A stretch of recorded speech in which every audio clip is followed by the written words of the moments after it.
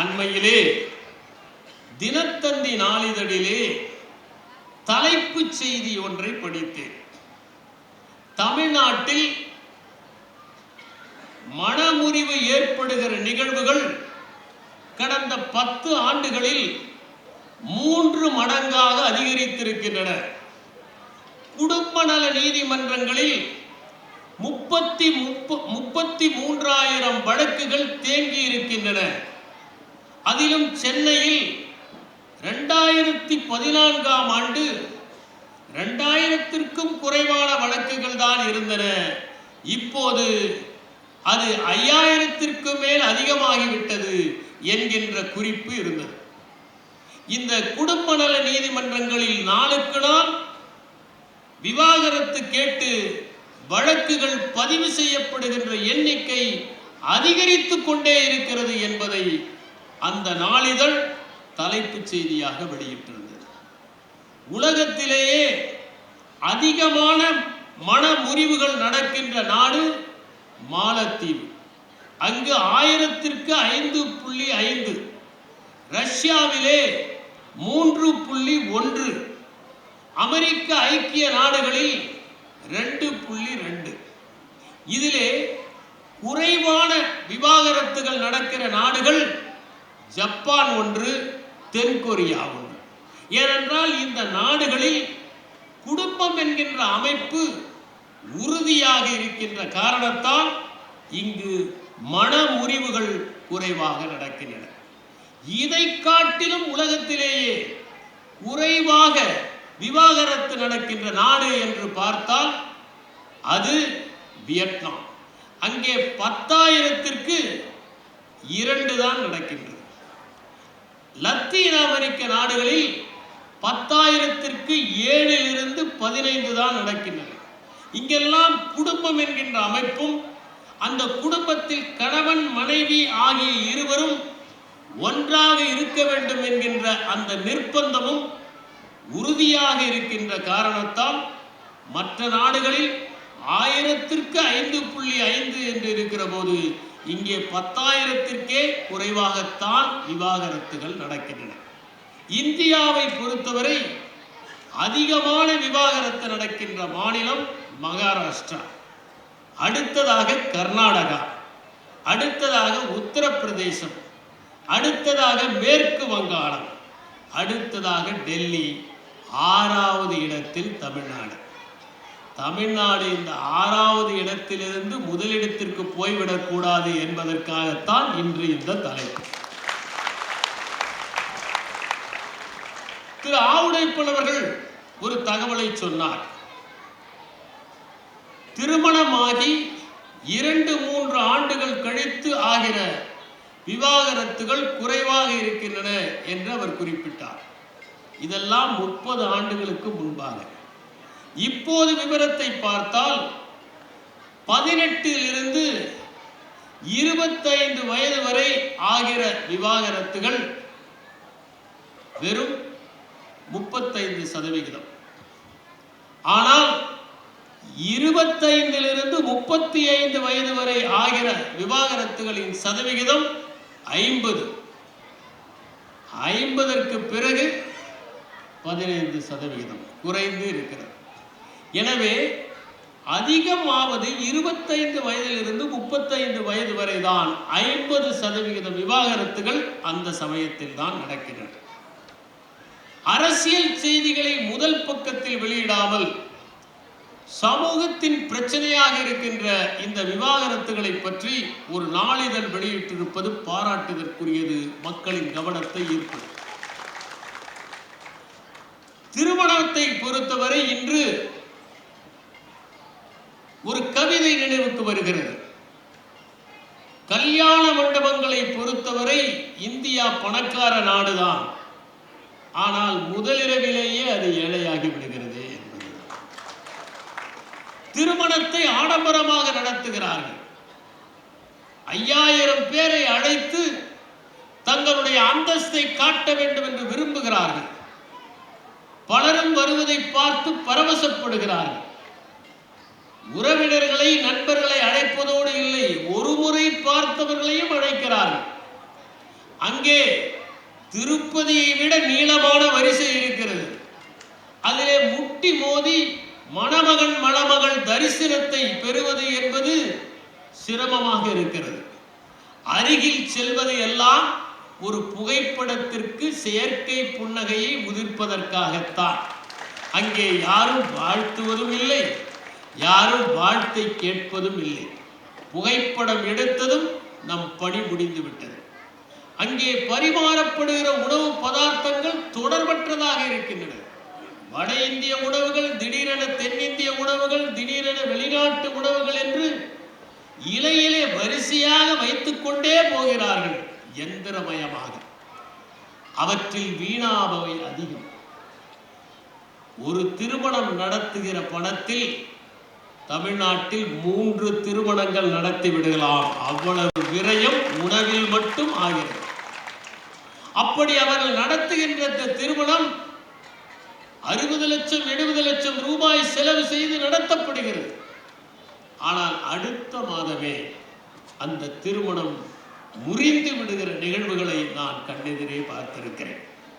அந்த பெற்றோருக்கு எவ்வளவு பெரிய வேதனை இருக்கும், எவ்வளவு செலவு செய்து நாம் இந்த திருமணத்தை நடத்தினோம், இது முறிந்து விட்டதே என்கின்ற வருத்தமும் வேதனையும் கவலையும் கண்ணீரும் அவர்கள் இதயத்தை பிழிந்து விடாதா என்பதை சிந்தித்து பார்க்க வேண்டும்.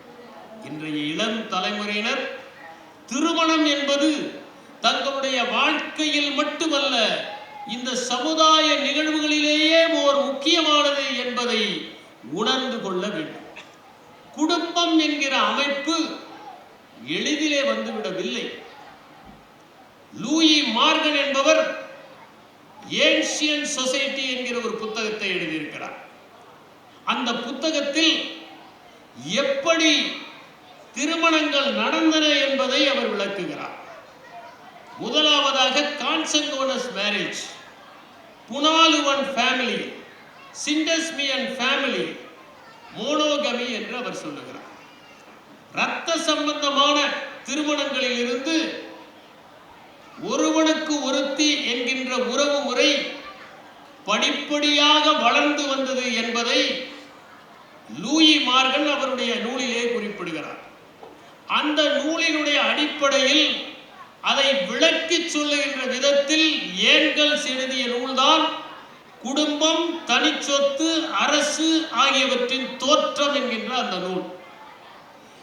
இந்த நூலை வைத்துத்தான் வால்காவிலிருந்து கங்கை வரை என்கின்ற அந்த அற்புதமான நூலை ராகுல் சாங்கித்ரியாயன் எழுதினார். ஒரு காலத்திலே மனிதன் கூட்டமாக இருந்தான், தாய்மொழி சமூகமாக இருந்தது, உறவு முறைகள் தாறுமாறாக இருந்தன. கூட்டமாக இருந்த ஒரு சமுதாயம் குடும்பமாக மாறியதுதான் பரிணாம வளர்ச்சியினுடைய உச்சம். Sex for fun for preserving the germ plasm என்கிற ஒரு புத்தகத்தை ஜாரிட் டைமண்ட் என்பவர் எழுதியிருக்கிறார். அதிலே அவர் ஒருவனுக்கு ஒருத்தி என்கின்ற அந்த தத்துவம் எப்படி வந்தது என்பதை விளக்குகிற அதே நேரத்தில் ஒன்றை குறிப்பிட்டு சொல்லுகிறார். மனிதர்களில் மட்டும்தான் பெண்கள் குழந்தைகளை அதிகமாக பார்த்துக் கொள்கிறார்கள் என்பது இல்லை, அது சில விலங்கினங்களிலும் உண்டு. சாண்ட் பைப்பர் என்கிற ஒரு பறவை இருக்கிறது.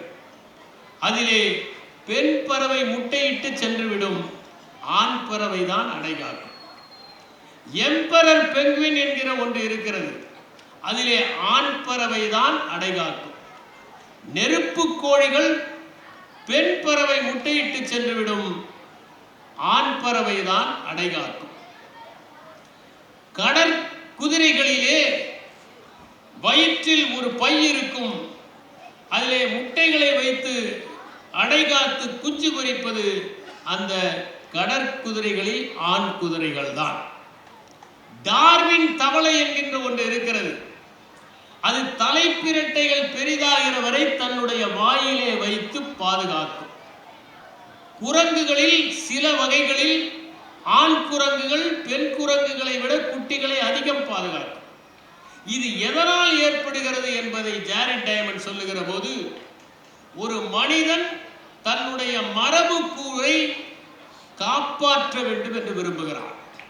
ஒருவன் தன் குழந்தையை ஆபத்திலிருந்து பாதுகாப்பது என்பது பாசத்தினால் அல்ல, மரபு கூரை காப்பாற்றுவதற்காக. தன் இனத்தை சார்ந்தவன் யாராவது நெருப்பிலே மாட்டிக்கொண்டால் அவனை தப்புவிக்க முயற்சி செய்வது அந்த மரபு கூறு தொடர்பாகத்தான் என்று ஜாரட் டைமண்ட் சொல்லுகிறார். இந்த சாண்ட் பைப்பரை பொறுத்தவரை அந்த பெண் பறவை 4 முட்டைகள் தான் இடும். எனவே தன்னுடைய இனத்தை பாதுகாக்க வேண்டும் என்பதற்காக அந்த ஆண் பறவை அடைகாக்கிற வேலையை செய்கிறது, பெண் பறவை சுற்றித் திரிகிறது. இப்படி இனங்களில் தன்னுடைய மரபு கூரை காப்பாற்ற வேண்டும் என்கின்ற எண்ணம் இருக்கிறது என்று ஜாரட் டைமண்ட் சொல்லுகிறார். மனிதன் மட்டும் குடும்பம் என்கின்ற அமைப்பை உறுதியாக வைத்திருப்பதற்கு என்ன காரணம் என்பதை தி ஹியூமன் அனிமல் என்கிற புத்தகத்தில் டெஸ்மண்ட் மாரிஸ் குறிப்பிடுகிறார். மற்ற விலங்குகள் எல்லாம் குட்டி போட்டால் உடனடியாக அது தனித்து இயங்க ஆரம்பித்து விடுகிறது. ஒரு குதிரை குட்டி போட்டால் அடுத்த நிமிடமே அது ஓட ஆரம்பித்து விடுகிறது. ஒரு ஆடு குட்டி போட்டால் அது சில மணி நேரங்களிலேயே நகர ஆரம்பித்து விடுகிறது. சிங்கம், புலி போன்ற மாமிச பட்சணிகளில் மட்டும்தான் குட்டி போட்டால் அவை கண்களை முழுவதுமாக விழிப்பது இல்லை. காரணம், முழுவதுமாக வளர்ச்சி அடைகிற அளவிற்கு அந்த தாய் விலங்கு வயிற்றிலேயே வைத்திருந்தால் அந்த பாரம் தாங்காது என்பதால் சற்று முன்னமேயே அதை ஈன்று விடுகிறது.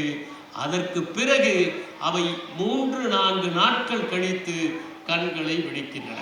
மற்றவற்றிலெல்லாம் குட்டிகளை போட்டால் உடனடியாக ஓடி விடுகின்றன, துள்ளி குதிக்கின்றன. ஆனால் மனிதனில் அது சாத்தியமில்லை.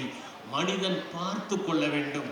மற்றவையெல்லாம் வந்து தாக்காதவாறு அணைத்து அரவணைத்து பாலூட்டி வளர்க்க வேண்டும்.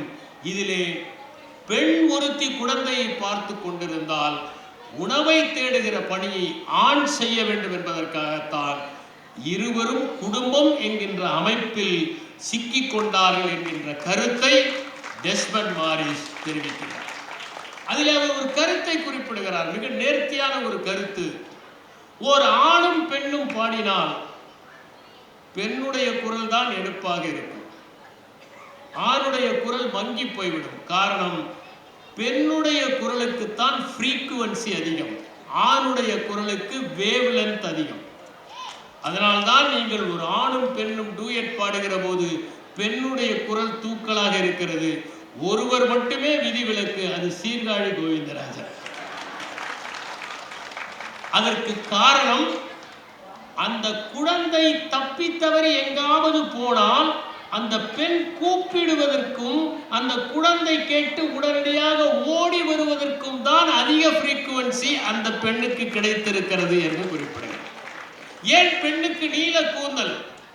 தொடக்கத்திலே நீரிலே நீந்துகிற போது தன் குழந்தையும் வைத்துக் கொண்டு நீந்துகிற போது தலைமுடியை பிடித்துக் கொண்டு அந்த குழந்தை பாதுகாப்பாக நீந்தும் என்கிற காரணத்திற்காகத்தான் அது ஏற்பட்டது என்கிற கருத்தை டெஸ்மண்ட் மாரிஸ் தி ஹியூமன் ஏப் என்கிற புத்தகத்தில் குறிப்பிடுகிறார். எனவே குடும்பம் என்கிற அமைப்பில் ஒரு குழந்தை வளர்ப்பது என்பது மிகவும் சிரமம். சாத்தரிடம் கேட்டார்கள், நீங்கள் ஏன் திருமணம் செய்து கொள்ளவில்லை? நோபல் பரிசு கிடைத்தது, வேண்டாம் என்று சொன்ன மாபெரும் அறிஞர் அவர் சொன்னார், குழந்தைகளை வளர்ப்பது மிகவும் சிரமம், என்னால் அது இயலாது என்று நினைத்தேன், அதனால் திருமணம் செய்து கொள்ளவில்லை. குழந்தைகளை வளர்ப்பது நோபல் பரிசு பெறுவதை விட சிரமமானது என்பதை உணரவும். எனவே குழந்தைகளை வளர்ப்பது, அவர்களை திருமணம் செய்து வைப்பது, அவர்களுக்கு படிப்பை கொடுப்பது எல்லாம் மிகவும் சிரமம் என்கின்ற காரணத்தால் அந்த குடும்பம் என்கிற அமைப்பு தேவைப்படுகிறது. அந்த குடும்பம் என்கின்ற அமைப்பு இந்த சமுதாயத்திற்கே தேவை. ஏனென்றால் குடும்பம் என்கின்ற அமைப்பு சிதைந்தால் சமுதாயம் சிதைந்து போய்விடும், சிதறி போய்விடும் என்பதால் இந்த மனமுறிவு என்பது ஒரு தனிப்பட்ட நிகழ்வு மட்டுமல்ல, அது சமுதாயம் சார்ந்த ஒரு தொடர்பு என்பதை நாம் புரிந்து கொள்ள வேண்டும். குடும்ப குடும்பம் என்கின்ற ஒன்றை பற்றி நான் பேசுகிற போது கிழக்குக்கும் மேற்குக்கும் சில வேறுபாடுகள் இருக்கின்றன. ரூடியார்ட் கிப்ளிங் என்பவர் எழுதினார், கிழக்கு கிழக்குதான், மேற்கு மேற்குதான், இரண்டையும் ஒருபோதும் இணைக்க முடியாது என்று சொன்னார். நண்பர் திரு செட்டி அவர்கள் எனக்கு கல்ச்சர் அண்ட் ஆர்கனைசேஷன் என்கின்ற புத்தகத்தை அவசியம் நான் வாசிக்க வேண்டும் என்று சொன்னார். அதை நான் வாங்கி படித்தேன். கீட் ஹெஸ்டடே எழுதிய புத்தகம் அது அற்புதமான புத்தகம். அதிலே கிழக்குக்கும் மேற்குக்கும் இருக்கின்ற 3 வேறுபாடுகளை சொல்லுகிறார். ஒன்று பவர் டிஸ்டன்ஸ் இண்டெக்ஸ், இரண்டாவது கலெக்டிவிசம் வெர்சஸ் இண்டிவிஜுவலிசம், மூன்றாவதாக uncertainty avoidance index. Power distance index என்றால் ஒரு தந்தைக்கும் மகனுக்கும் இருக்கிற இடைவெளி மேற்கை விட கிழக்கில் அதிகம். ஒரு மேலாளருக்கும் பணியாளருக்கும் இடையே இருக்கிற இடைவெளி கிழக்கை விட மேற்கில் குறைவு. நாம் பார்க்கலாம், ஒரு வட்டாட்சியர் கோட்டாட்சியரை பார்த்து வணக்கம் செய்தால் சற்று குறைவாக தலையை குனிவார். மாவட்ட ஆட்சியரை பார்த்து வணக்கம் செய்தால் இன்னும் கொஞ்சம் அதிகமாக வளைவார். தலைமைச் செயலாளரை பார்த்து வணங்கினால் இன்னும் அதிகமாக வளைவார். ஏனென்றால் இதுதான் பவர் டிஸ்டன்ஸ் இண்டெக்ஸ். என்னுடைய நண்பர் ஒருவர் ஒரு அரசு பணியாற்றிக் கொண்டிருந்த போது அவரிடம் மேற்கிலே எப்படியெல்லாம் பணியாற்றுகிறார்கள் என்பதை பற்றி அவருடைய மேலாளர் பிரசங்கம் சொன்னார். அவருடைய பெயர் ஜான். இவர் பிரசங்கம் நடத்தி கொண்டிருக்கிற போது என்னுடைய நண்பர் மிஸ்டர் ஜான், நான் ஒன்று சொல்லலாமா என்றவுடன் அவர் கோபப்பட்டார். என்னுடைய பெயரை சொல்லுகிறீர்களா என்றார். அதற்கு இவர் சொன்னார், மேற்கிலே இது சாத்தியம், இங்கே சாத்தியமில்லை என்பதற்காகத்தான் இதை சொல்லி காட்டினார். நம் ஊரிலே அந்த இடைவெளி அதிகம். அதுதான் மேற்கிலும் கிழக்கிலும் இருக்கிற அந்த பண்பாட்டு வித்தியாசம். இரண்டாவதாக, ஒரு சின்ன நிகழ்வை கூட குடும்பத்திலே கலந்து ஆலோசித்து எல்லோரும் சிந்தித்து முடிவெடுப்பார்கள். ஒரு கார் வாங்குவது மட்டுமல்ல, ஒரு சாதாரணமான ஒன்றை வாங்குவதற்கு கூட, ஒரு திரைச்சீலையை வாங்குவதற்கு கூட இந்த விலை நமக்கு கட்டுப்படியாகுமா என்று கேட்டு வாங்குவார்கள். இது நம்முடைய பண்பாடு. ஆனால் அங்கே தனிப்பட்ட முடிவுகளை எடுப்பார்கள். இது மேற்கு. மூன்றாவதாக அன்சர்டனிட்டி அவாய்டன்ஸ் இண்டெக்ஸ். 8 மணிக்கு ரயில் வந்துவிடும் என்றால் 8 மணிக்கு வந்துவிடும். ஆனால் இங்கே 8 மணிக்கு வந்துவிடுமா என்பது சந்தேகம். இதை அவர் சொல்லுகிறார்.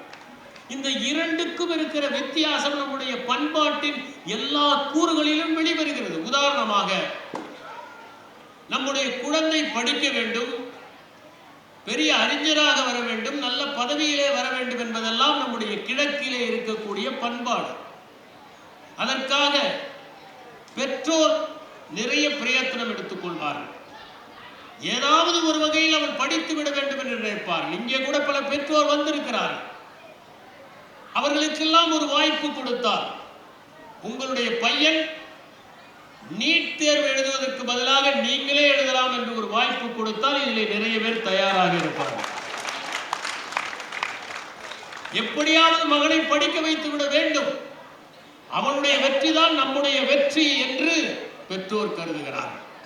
அதனால் இவர்களும் விடிய விடிய படிக்கிறார்கள், இவர்களும் பாடங்களை தெரிந்து கொள்கிறார்கள். ஆனால் மேற்கிலே அப்படி இல்லை. ஒரு வயது வரை உன்னை படிக்க வைப்பேன், அதற்கு பிறகு உன்னுடைய பொறுப்பு. நான் சில வெளிநாடுகளுக்கு போயிருக்கிறேன். திரு செட்டி அவர்களைப் போல உலகத்தையே நான் பார்த்தது இல்லை. அவர் இப்போதுதான் வெளிநாடுகள் எல்லாம் சென்று விட்டு வந்தார். நான் சென்ற நாடுகளில் கூட காலை வேளையில் உணவகங்களில் இளைஞர்கள் வந்து பரிமாறுகிற பணியை செய்வதை பார்த்தேன். அவர்கள் எல்லாம் கல்லூரியில் படிப்பவர்கள். அவர்களுக்கு கட்டணத்தை பெற்றோர் கட்ட மாட்டார்கள், அவர்கள் உழைத்துத்தான் கட்ட வேண்டும். இல்லை என்றால் யாராவது அவர்களுடைய படிப்பை தாங்களே முன்வந்து ஏற்றுக்கொள்ள வேண்டும். ஆனால் நம்மூரிலே அப்படி இல்லை. 30 வயது ஆன ஒரு மகனை தந்தை கூட்டிக் கொண்டு வருகிறார். எப்படி குடிமைப்பணி தேர்வு எழுதுவது என்று சொல்லிக் கொடுங்கள் என்று. தனியாக விடுவதற்கு அவர் தயாராக இல்லை. எனவே நம்முடைய ஊரை பொறுத்தவரை இங்கு குடும்பம் என்கின்ற அமைப்பில் பெற்றோரின் வெற்றி என்பது பிள்ளைகளின் வெற்றியை பொறுத்து அமைகிறது. அமர் என்கிற ஒரு படம், பிரெஞ்சு திரைப்படம். கணவன் மனைவி தனியாக இருக்கிறார்கள், வயதானவர்கள். கணவனுடைய பெயர் ஜார்ஜ், மனைவியுடைய பெயர் ஆனி. அந்த ஆனிக்கு வயதான காலத்தில் திடீரென பக்கவாதம் வந்து விடுகிறது. படாத பாடுபடுகிறாள், எழுந்து நடக்க முடியவில்லை. உதவிக்கு ஒரு மகன் இருக்கிறான், ஒரு நாள் வந்துவிட்டு ஓடி விடுகிறான். அவனுடைய பிரச்சனையே அவனுக்கு. இவர் பார்த்து கொள்ளுகிறார், இவராலும் முடியவில்லை, இவருக்கும் தள்ளாமை. ஏனென்றால் அந்த பெண்மணியை விட இவருக்கு வயது அதிகம். கடுமையான உழைப்பில் அந்த பெண்ணை பார்த்து கொள்ளுகிறார், அவரால் முடியவில்லை. அவள் படுகிற வேதனையை சகித்து கொள்ள முடியவில்லை. ஒரு நாள் தலையணையை வைத்து அந்த பெண்ணுடைய மூச்சை நிறுத்தி விடுகிறார். இதுதான் அமர் என்கிற அந்த படம். அதற்கு பிறகு ஜார்ஜ் அங்கிருந்து போகிறார். அவர் என்ன ஆகிறார் என்று படம் காண்பிக்கவில்லை. ஜார்ஜும் தற்கொலை செய்து கொண்டார் என்பதை சூசகமாக அந்த அமர் என்கிற படம் தெரிவிக்கின்றது. தமிழிலே இதோடு வந்த ஒரு சிறுகதையை ஒப்பிடலாம் என்று கருதுகிறேன். புதுமை பித்தன் எழுதிய செல்லம்மாள் என்கிற அந்த கதை. அந்த கதையை உலகத்தின் மிகச்சிறந்த காதல் கதை என்று சுந்தர ராமசாமி குறிப்பிடுகிறார். அந்த செல்லம்மாவிலே வயதான ஒரு பெண்மணி, மகன்கள் இல்லை, மகள்கள் இல்லை. பார்த்து பார்த்து பணிவிடை செய்கிறார். கணவன் நோயாளி, சீக்காளி, இருமுகிறாள், அடிக்கடி உடம்பு பாடாய்படுத்துகிறது.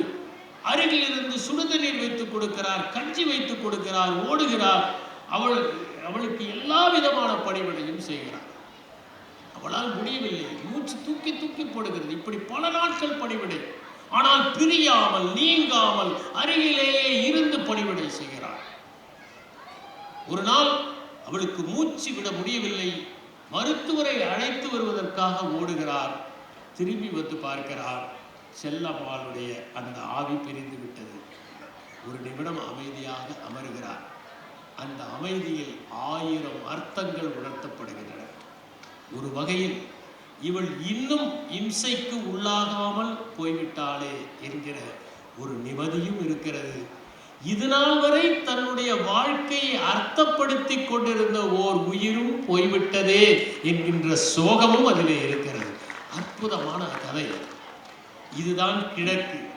அமர் என்பது மேற்கு, செல்லம்மாள் என்பது கிழக்கு. இரண்டுக்குமான வேறு. நான் சில வயதான தம்பதிகளை பார்த்திருக்கிறேன்.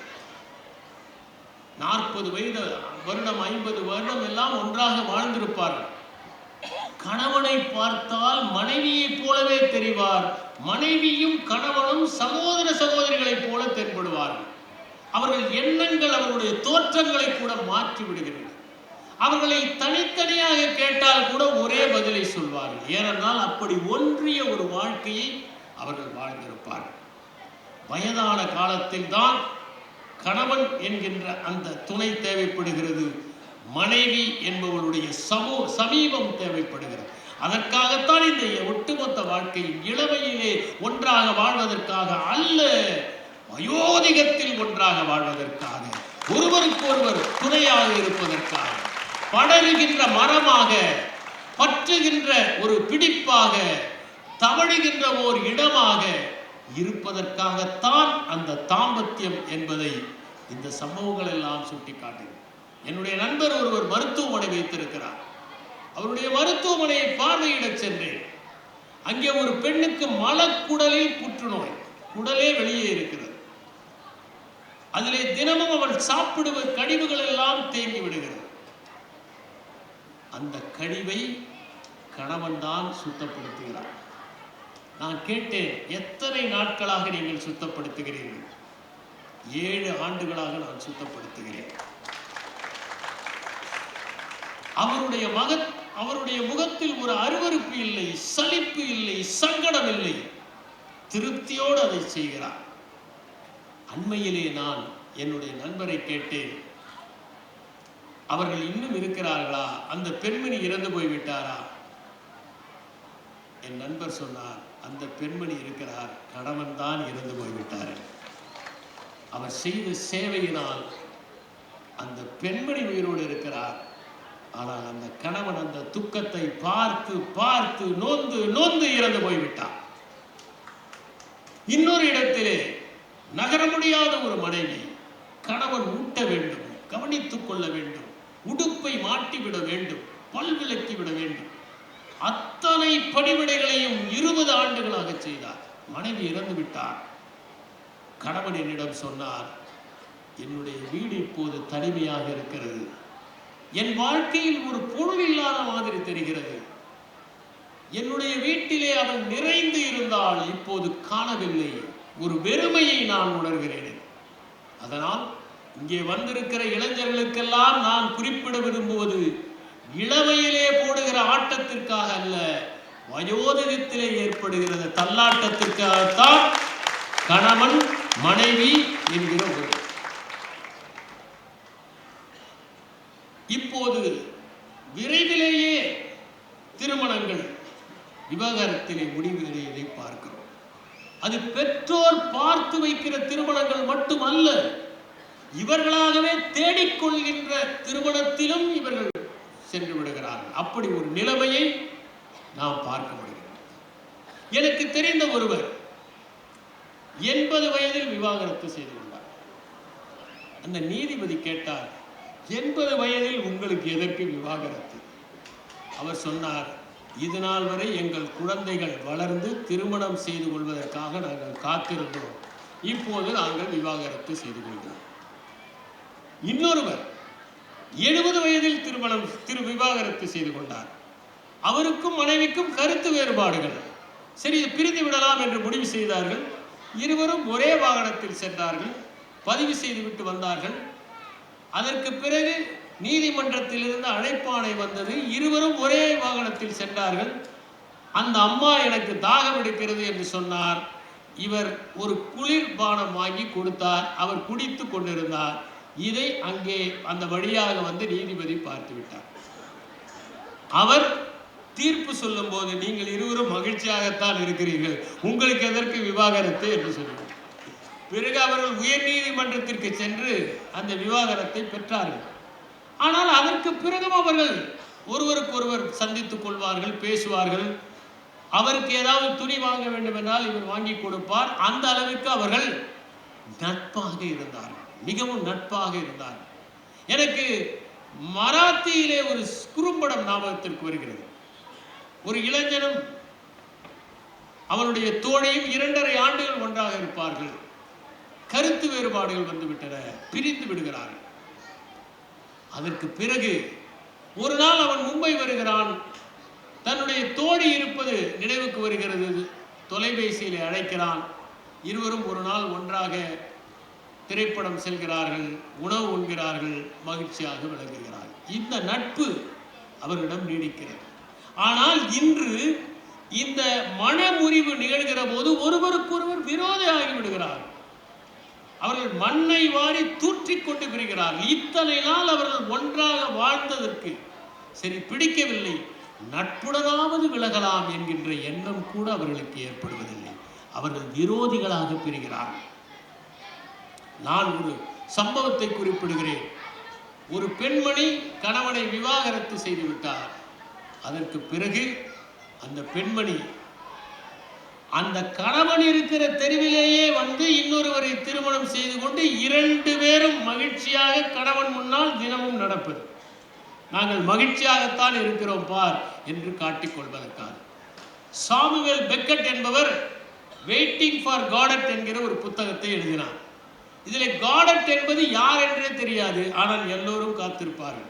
சில நேரங்களில் யாருக்காக காத்திருக்கிறோம் என்பது தெரியாமலேயே நாம் காத்திருக்கிறோம் அல்லவா?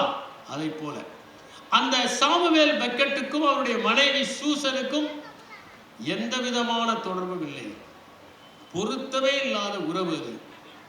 ஒரு நாள் தொலைபேசி வருகிறது. அப்போது கைபேசி இல்லாத காலம். சூசன் தொலைபேசி எடுக்கிறார்.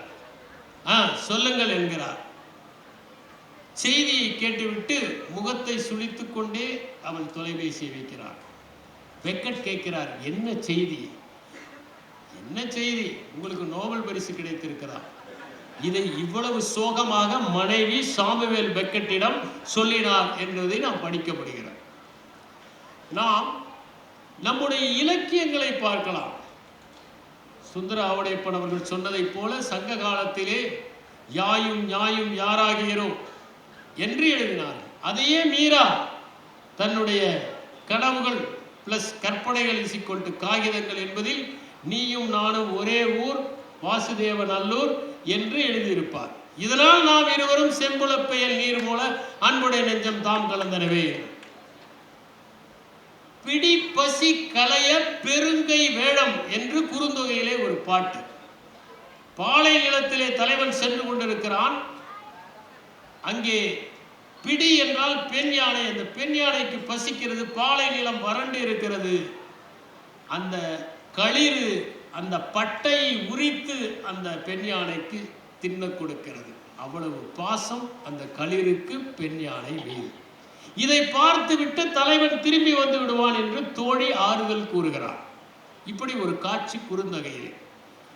கடல் சூழ் மண்டலம் பெரினும் விடல் சூழல் யான் நின்னுடைய நட்பே என்று நற்றிணையிலே ஒரு பாடல். இந்த கடல் சூடுகிற இந்த உலகத்தை தந்தால் கூட உன்னுடைய அந்த நட்பை நான் விடமாட்டேன் என்று. சாதல் அஞ்சே அஞ்சுவல் சாவின் பிறப்பு பெரிதாகின் மறக்குவன் காதலன் கொள். எனவே நான் மரணத்திற்காக பயப்படவில்லை. ஒருவேளை மரணம் ஏற்பட்டு விட்டால் என் காதலன் பிரிந்து விடுவான். அடுத்த பிறவில் வேறு யாரையாவது திருமணம் செய்து கொள்வான் அல்லவா, அதற்காகத்தான் நான் பயப்படுகிறேன் என்று சங்க இலக்கியத்திலே ஒரு பாடல் இடம்பெற்றிருக்கிறார்.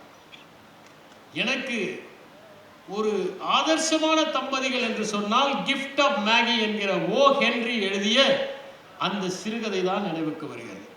வில்லியம் சிட்னி போர்ட்டர் என்பவர் தான் கையாடலுக்காக கைது செய்யப்படுகிறார். சிறைச்சாலையில் அவர் ஒரு எழுத்தாளராக உருவாகிறார். 300 சிறுகதைகள் எழுதுகிறார். அதிலே ஒன்று கணவன் மனைவி வறுமையிலே வாடுகிறார்கள். அவன் பெயர் ஜிம், அவள் பெயர் ஸ்டெல்லா. கைக்கும் வாய்க்குமே போதாத வருமானம். திருமண நாள் வருகிறது. கணவன் நினைக்கிறான், என் மனைவிக்கு ஏதாவது பரிசு கொடுக்க வேண்டுமே. அவளுக்கு மிக அழகான ஒரு முடி.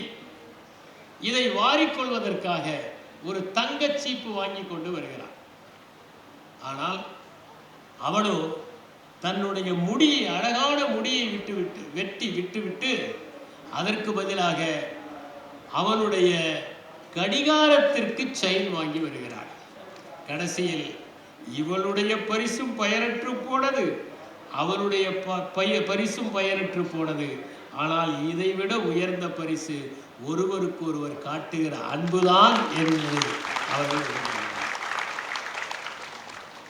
நாம் ஏன் பெற்றோர் ஏற்பாடு செய்த திருமணங்கள் விவாகரத்தில் முடிகின்றன என்பதை பற்றி சிந்திக்க வேண்டும். முதலாவதாக அதிக எதிர்பார்ப்புகள் இருக்கின்றன. திருமண வாழ்க்கையை பற்றி நிறைய மன தயாரிப்பு செய்து கொள்கிறார்கள். அந்த எதிர்பார்ப்புகள் எல்லாம் நிறைவேறாவிட்டால் ஏமாறி விடுகிறார். நான் படித்திருக்கிறேன். கணவனை தேடுகின்ற ஒரு கடை பல அடுக்கு மாடி கொண்டது. நீங்கள் முதல் மாடியில் திருப்தி அடையவில்லை என்றால் 2வது மாடிக்கு போகலாம், பிறகு 3வது மாடி. அவள் தரைதளத்திற்கு செல்லுகிறாள். அழகான கணவன் கிடைப்பான். அதை பார்த்தால் சரி, இதைவிட நன்றாக இருந்தால் என்று முதல் மாடிக்கு போகிறாள். அழகும் அறிவும் உள்ள கணவன் கிடைப்பான். இதைவிட நன்றாக இருந்தால் என்ன, அறிவும் அழகும் பண வசதியும் கொண்டவன். ஆகா, இதைவிட நன்றாக இருந்தால் என்று 4வது மாடி. அறிவும் அழகும் பண வசதியும் குணமும் கொண்ட கணவன். ஆகா என்று அடுத்த மாடிக்கு போகிறார்.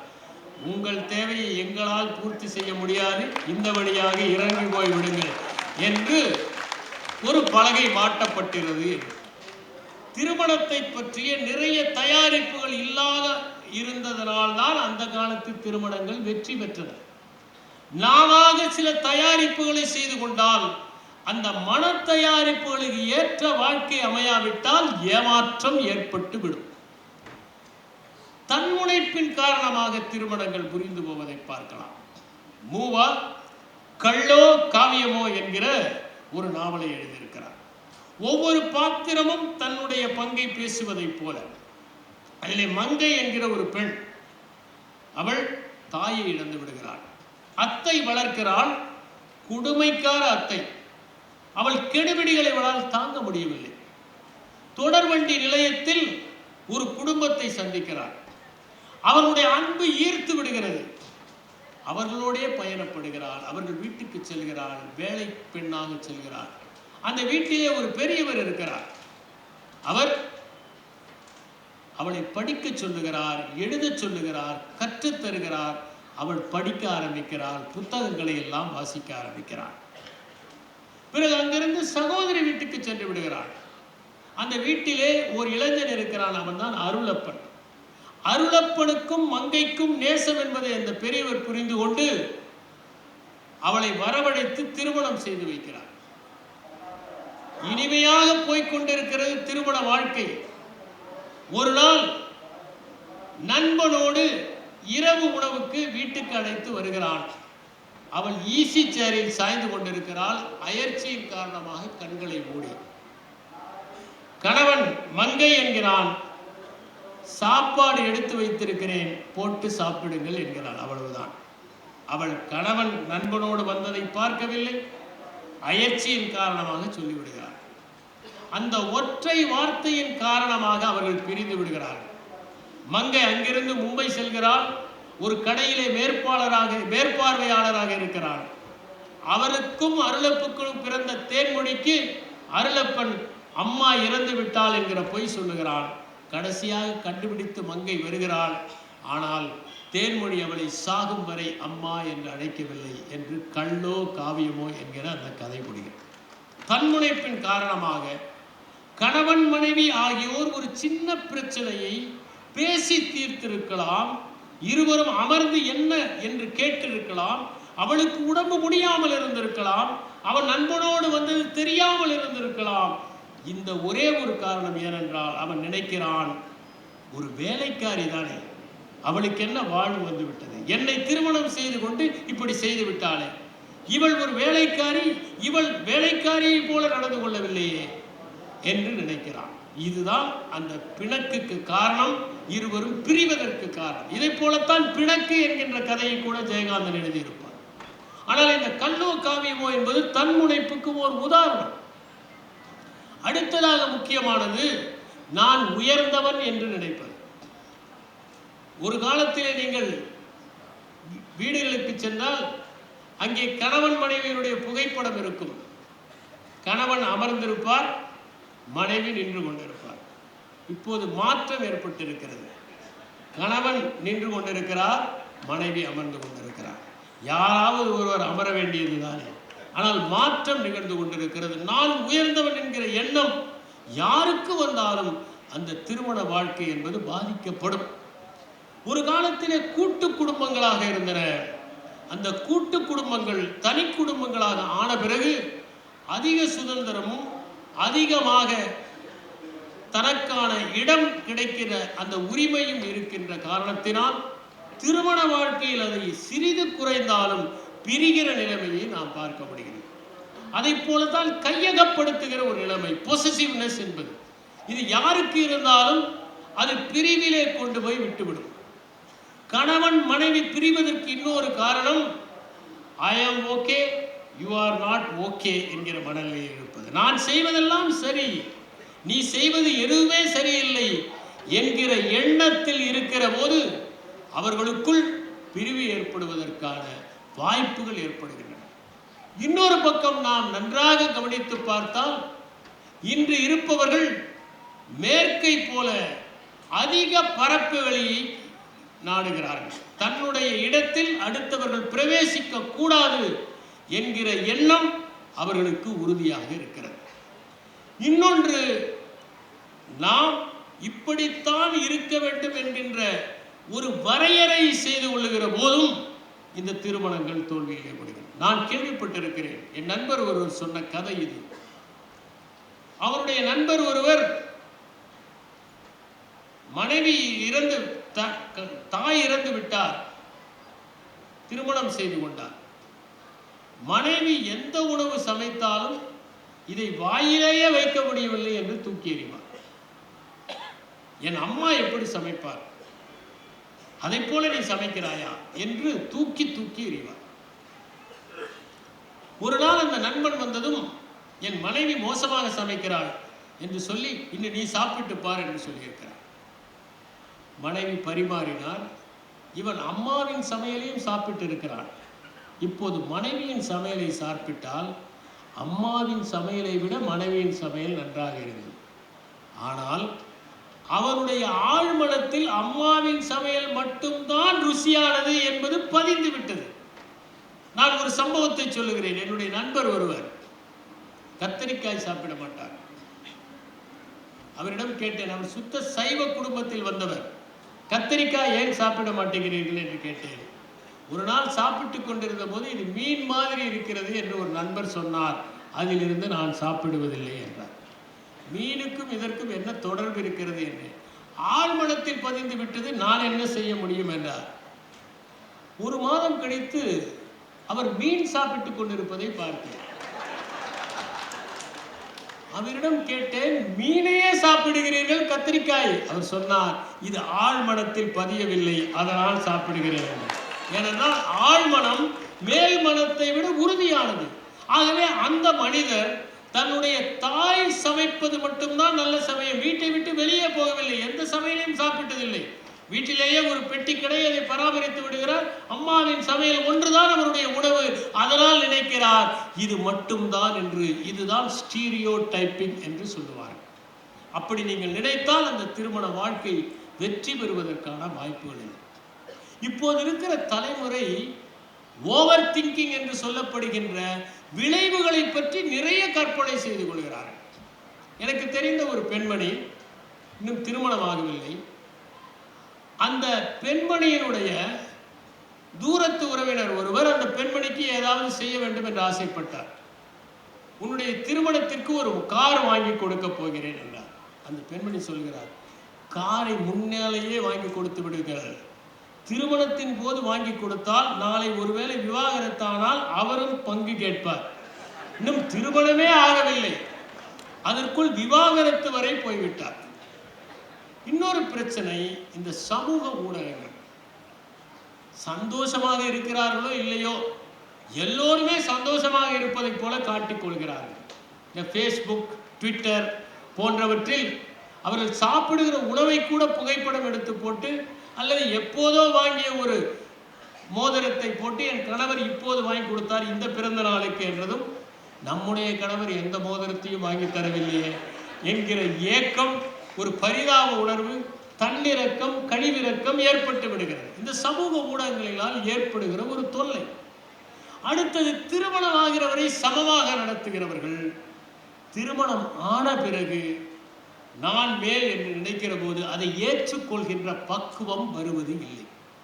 ஒரு சம்பவத்தை கூறுகிறேன்.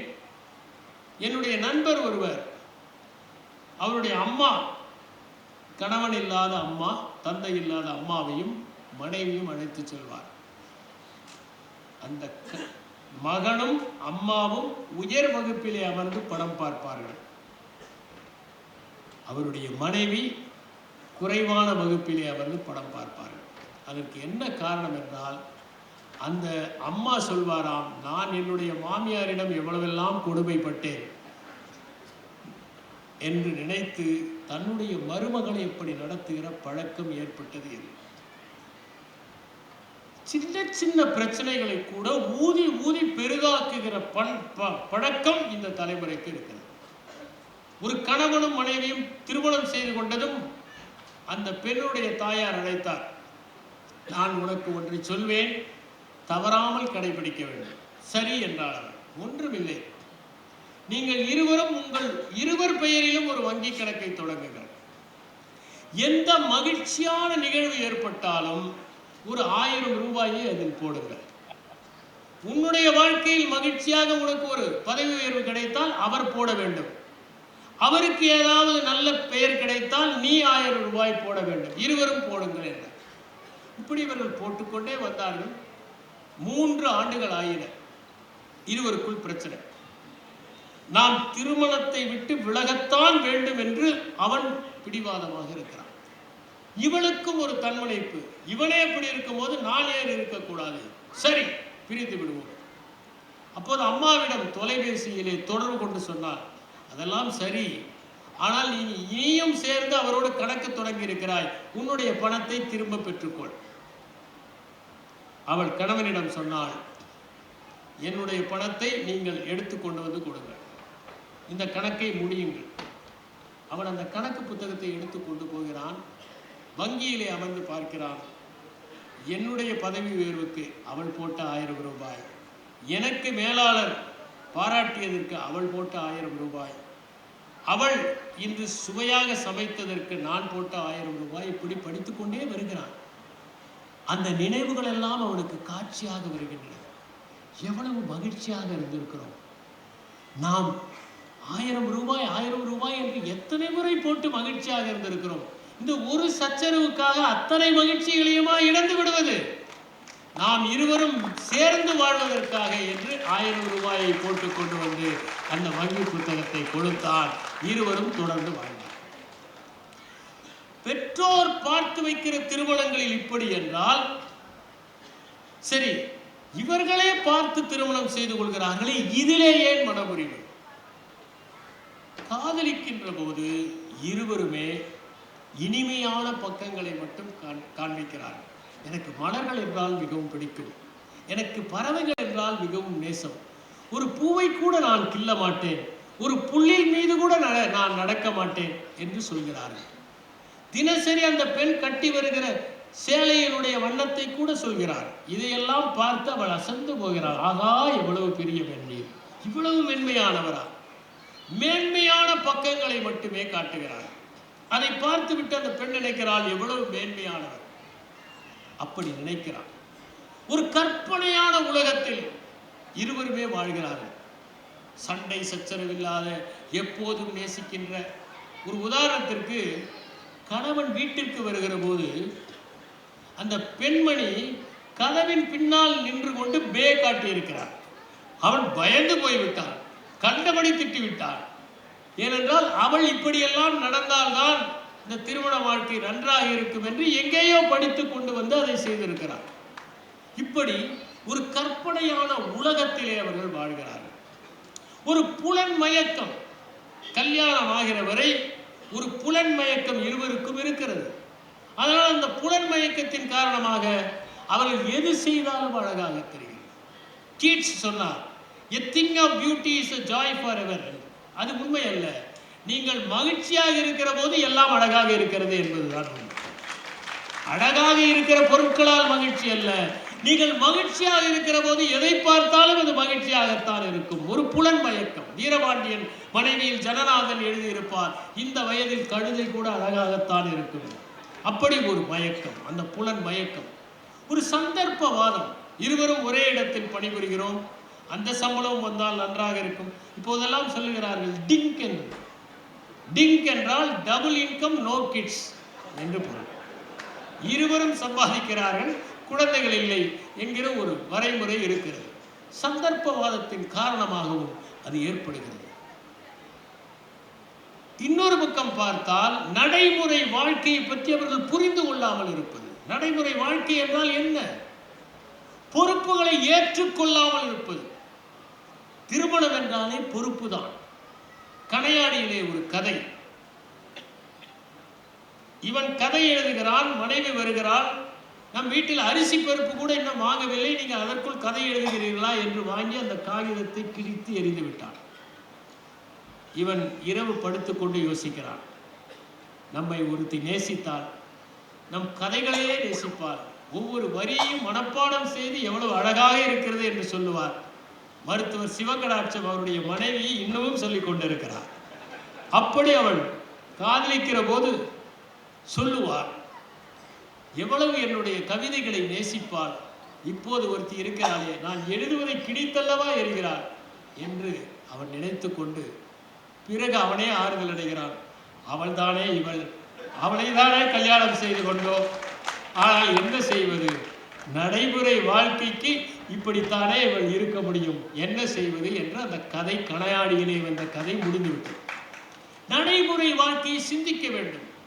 அதை போலவே இன்னமும் சமூக ஊடகங்களை பற்றி பார்த்து அவற்றையே நாம் நினைத்துக் கொண்டிருப்பது போன்றவையும் பல நேரங்களில் இந்த இணைந்தவர்களுடைய பிரிவையும் ஏற்படுத்தி விடுகிறது.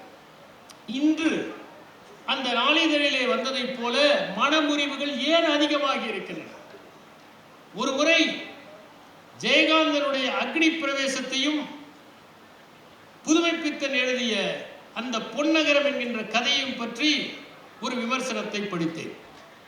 ஜெயகாந்தன் அக்னி பிரவேசத்தை எழுதிய காலத்தில் இப்படி ஒரு கதையை எழுதலாமா என்கிற விவாதம் நடந்தது.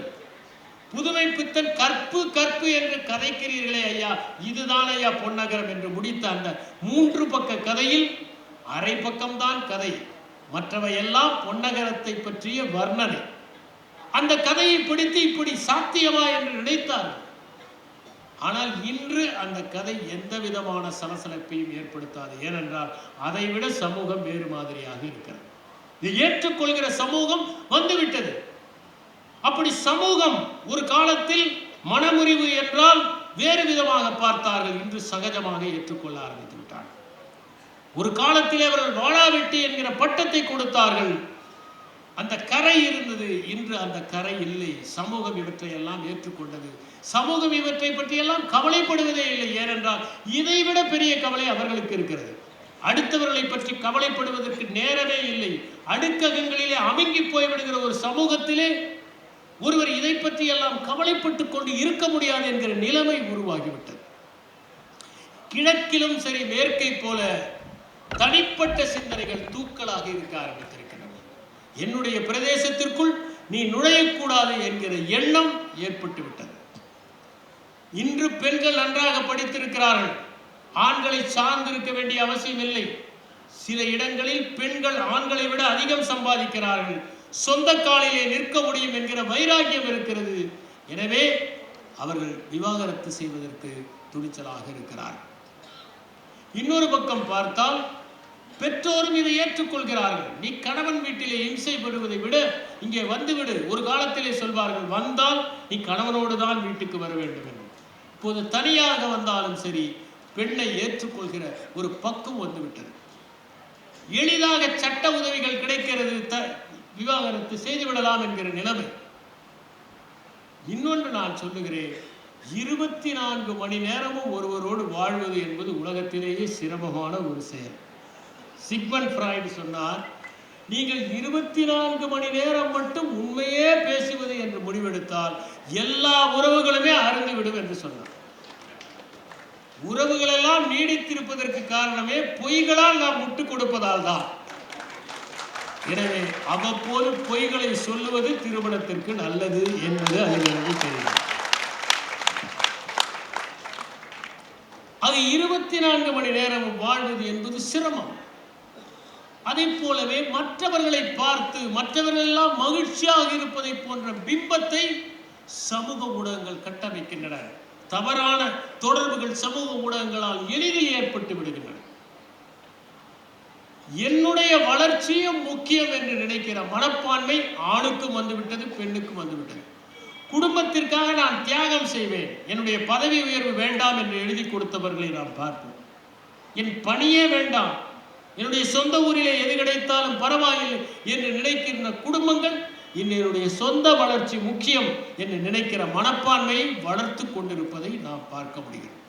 இந்த சூழலில் தான் இன்று இந்த விவாகரத்துகள் அதிகமாகிக் கொண்டிருக்கிறது. இது எந்த விதமான பாதிப்பை ஏற்படுத்துகிறது? உணர்ச்சி ரீதியான பாதிப்புகள். பெற்றோரை பொறுத்தவரை வருத்தம், தொய்வு, மனச்சோர்வு போன்றவை ஏற்படுகிறது. என்ன செய்வது? சரி, ஒரு வீம்புக்காக நாம் வெளியே வந்துவிட்டோம், நாளையிலிருந்து தனியாக எப்படி வாழப்போகிறோம் என்கிற ஒரு குழப்பம் ஏற்படுகிறது.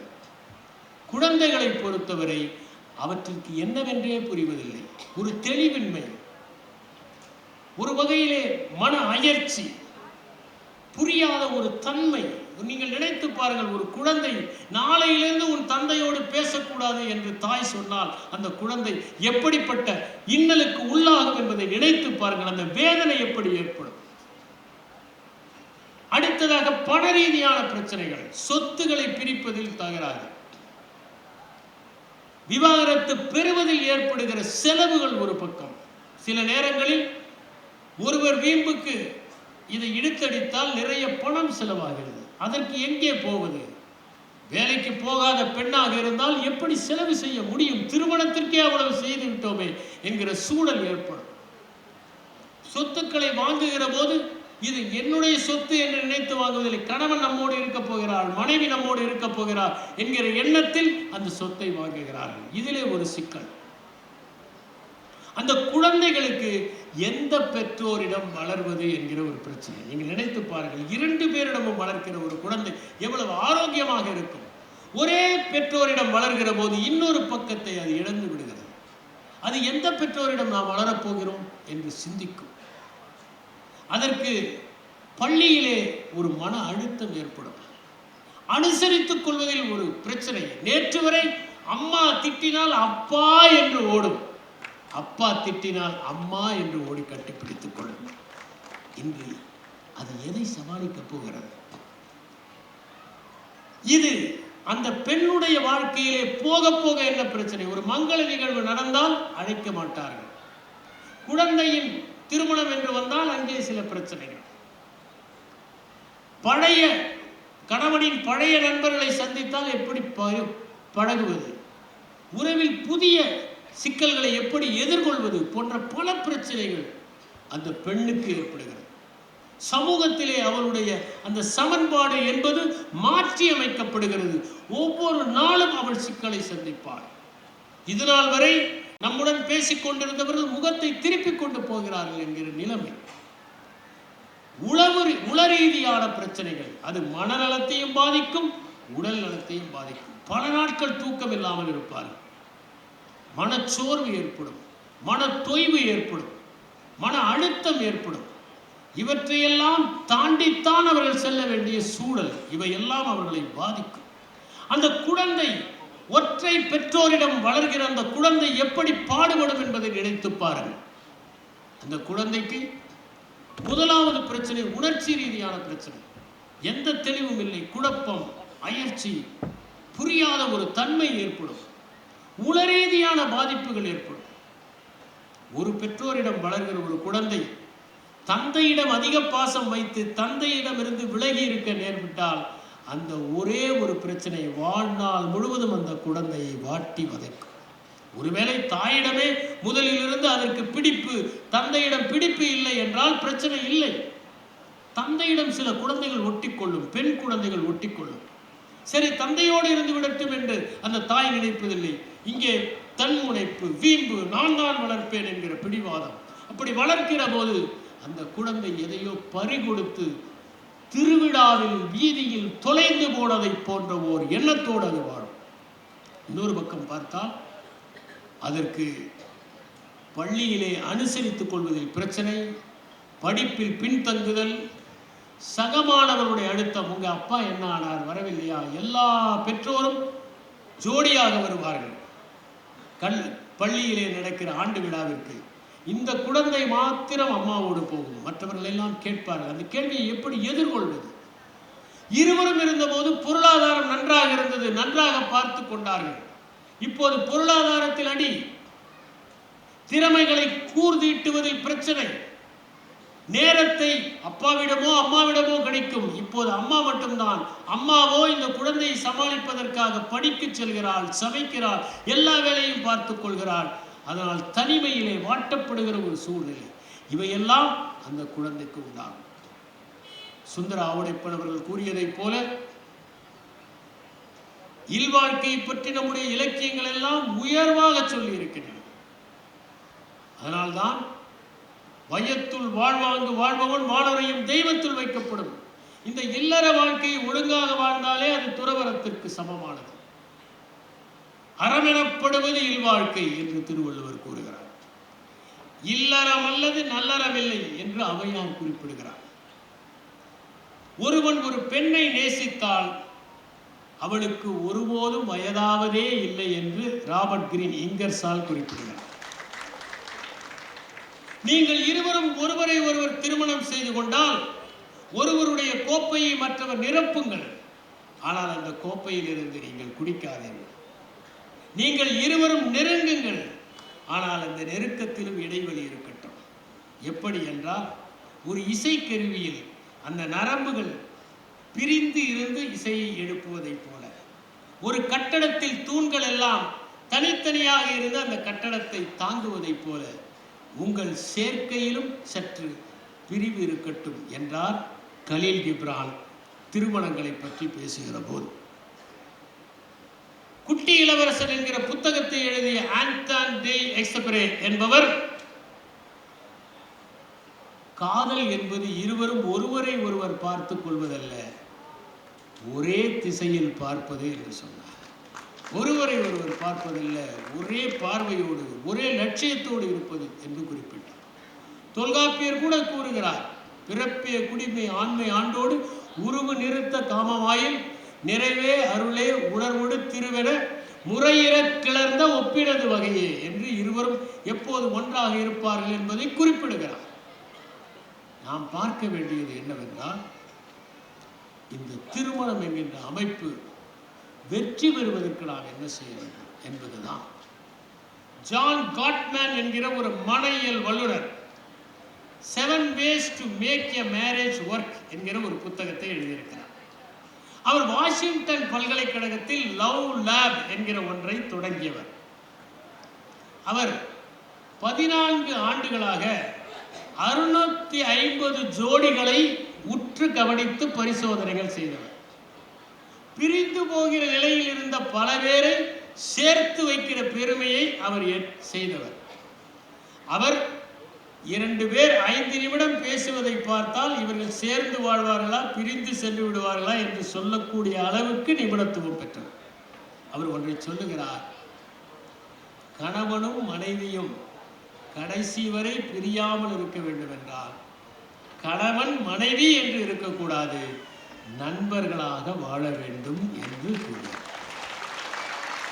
அதைத்தான் நம்முடைய தமிழ் இலக்கியம் கருங்கோல் குறிஞ்சி பூ கொண்டு பெருந்தேன் இழைக்கும் நாடனது நட்பே என்று கூறுகிறது. காதலே என்று சொல்லவில்லை, நட்பே என்று சொல்லுகிறது. நட்புதான் காதலுடைய உச்சம். எல்லா உறவுகளுக்கும் உச்சம் நட்புதான்.